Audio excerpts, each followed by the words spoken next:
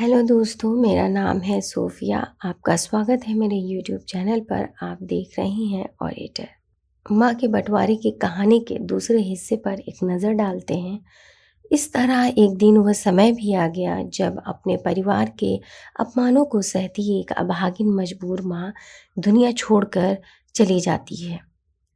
उसके मृत शरीर को उस छोटे से कमरे से बाहर निकालकर अर्थी पर रख दिया गया है ताकि उसे अंतिम संस्कार के लिए शमशान घाट ले जाया जा सके।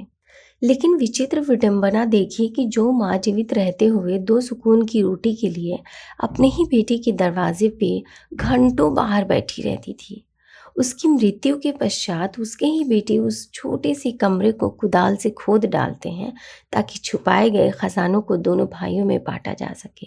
पहले के ज़माने में चांदी के विक्टोरिया सिक्कों का प्रचलन समाप्त हो गया था, लेकिन पुराने बचाए गए सिक्कों को ज़मीन में या मिट्टी की दीवारों में दबा कर रखा जाता था, जिसे आपातकाल में बेचकर उपयोग में लाया जा सके।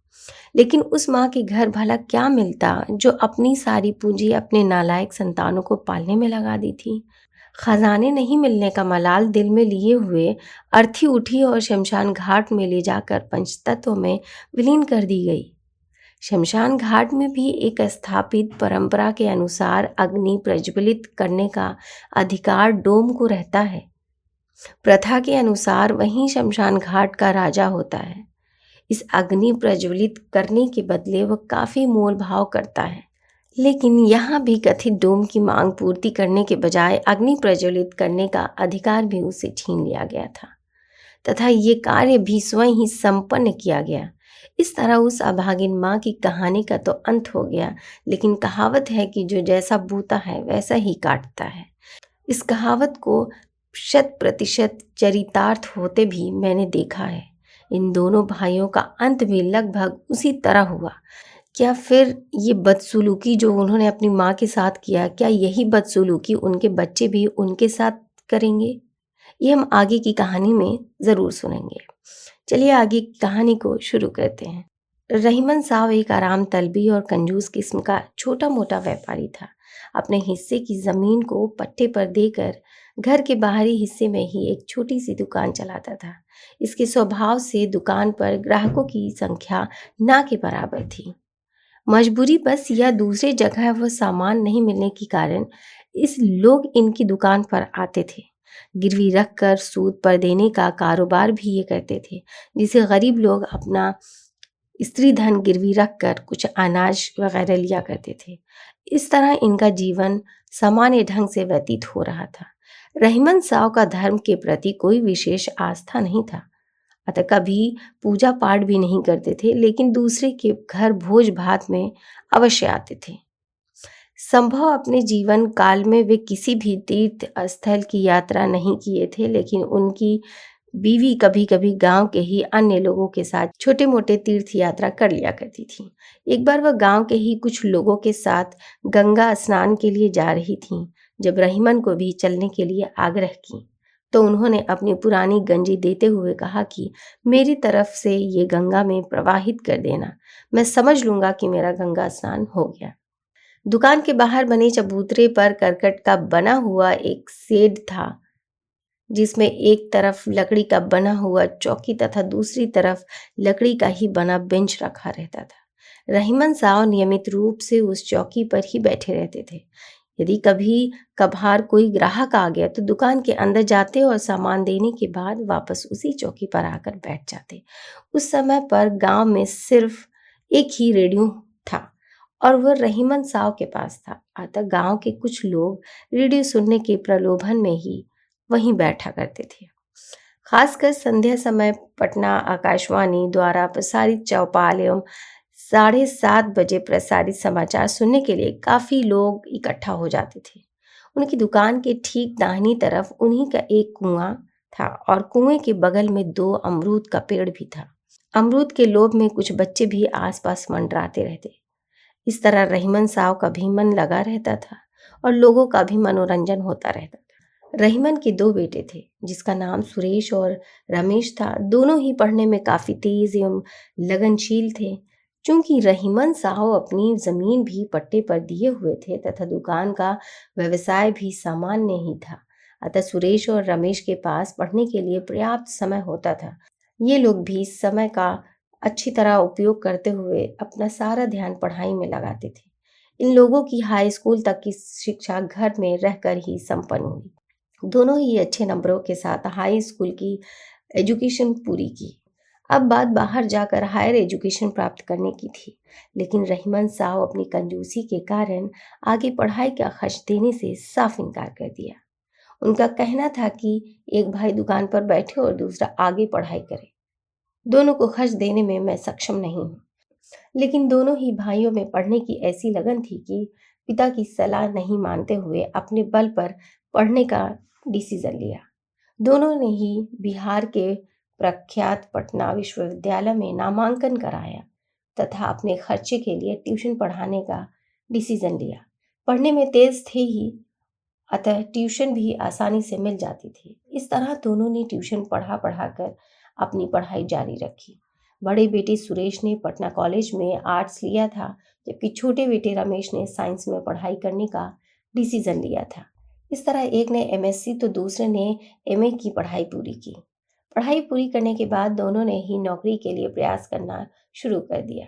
सुरेश सेंट्रल स्कूल में अंग्रेजी प्राध्यापक के रूप में अपना योगदान दिया, जबकि रमेश पोस्टल विभाग में क्लर्क के रूप में अपना योगदान दिया। सुरेश तथा रमेश दोनों की ही शादियां पूर्व में ही हो गई थी तथा दोनों को ही पिता बनने का गौरव भी प्राप्त हो चुका था। नौकरी भी मिल ही चुकी थी। दोनों का ही पारिवारिक जीवन सुखद व्यतीत हो रहा था। दोनों ही अलग अलग शहरों में अपने परिवार के साथ बड़े ही आराम से रह रहे थे। लेकिन रहीमन साहब अब भी अपने पौतृक घर में पूर्व की भांति ही रह रहे थे। साथ में पत्नी तथा एक नाती पुत्री का पुत्र जिसे वे बचपन से ही रखे हुए थे वही रहता था। नाती जिसका नाम धीरज था। धीरज को बचपन से ही रखे अवश्य थे, लेकिन उसकी शिक्षा मात्र प्राथमिक विद्यालय तक ही करवा पाए थे। आगे की एजुकेशन नहीं कराने के पीछे भी एकमात्र कारण उनका कंजूस होना ही था, जिसके कारण धीरज उनसे नाराज रहता था। उसका कहना था कि अपने पास रखकर मेरा जीवन बर्बाद कर दिए। बात भी सही थी। इसके 3 बड़े भाई जो अपने गरीब माँ बाप के साथ ही रहे, वे लोग बहुत अच्छे तो नहीं, लेकिन शिक्षा प्राप्त करके छोटे मोटे नौकरी पाने में सफल हो गए थे। लेकिन धीरज अशिक्षित रहकर बेरोजगार हो गया था। जैसे तैसे इसकी शादी भी हो गई थी। अपने नाना के ही एक दूसरे मकान में वह अपनी पत्नी के साथ अलग रहने लगा तथा उसी घर के बाहर एक छोटी सी दुकान खोल दिया, जिससे उसका घर संसार चलने लगा। लेकिन अपने नाना के प्रति उसके मन में नफरत भरी हुई थी। रहीमन साहब अब अपने वृद्धावस्था को प्राप्त कर चुके थे। उन्हें सेवा की सख्त आवश्यकता थी।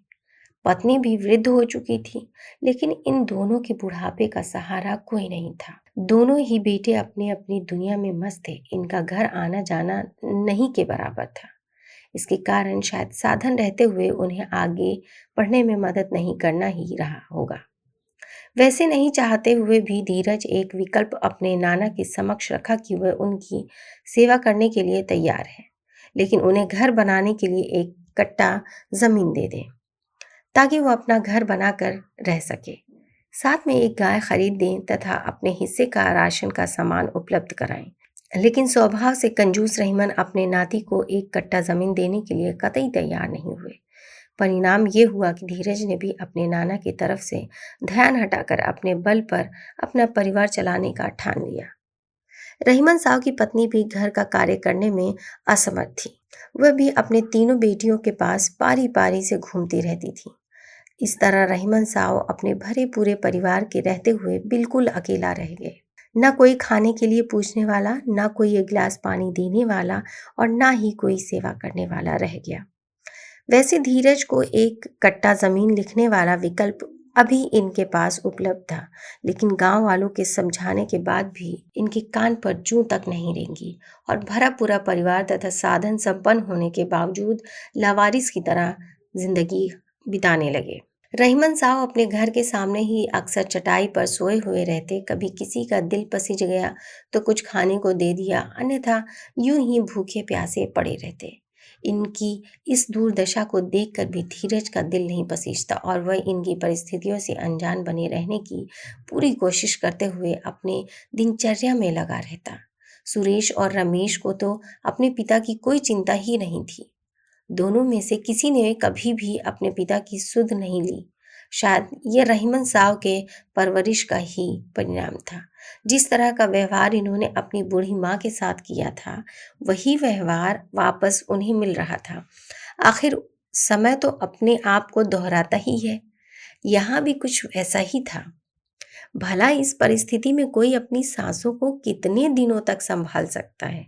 आखिर वह दिन आ ही गया जब अपने संगे संबंधियों द्वारा नजरअंदाज किए जाने तथा शारीरिक आवश्यकताओं की पूर्ति के लिए भोजन के अभाव में इनके दिल की धड़कन बंद हो गई और सब कुछ यहीं छोड़कर दूसरी अदृश्य दुनिया के लिए छोड़कर चले गए।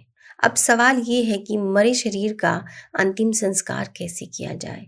लेकिन भारतीय गांवों में आज भी इतनी उदारता तो अवश्य बची हुई है कि जीवित मनुष्य की पीड़ा भले ही द्रवित नहीं करें, लेकिन मृत शरीर का अंतिम संस्कार वे अपना परम कर्तव्य मानते हैं। इन्हीं कर्तव्यों को मद्देनजर रखकर गांव वालों ने एक निर्णय लिया कि एक किराए की गाड़ी पर इनके मरे शरीर को रखकर उनके पास पहुंचा दिया जाए।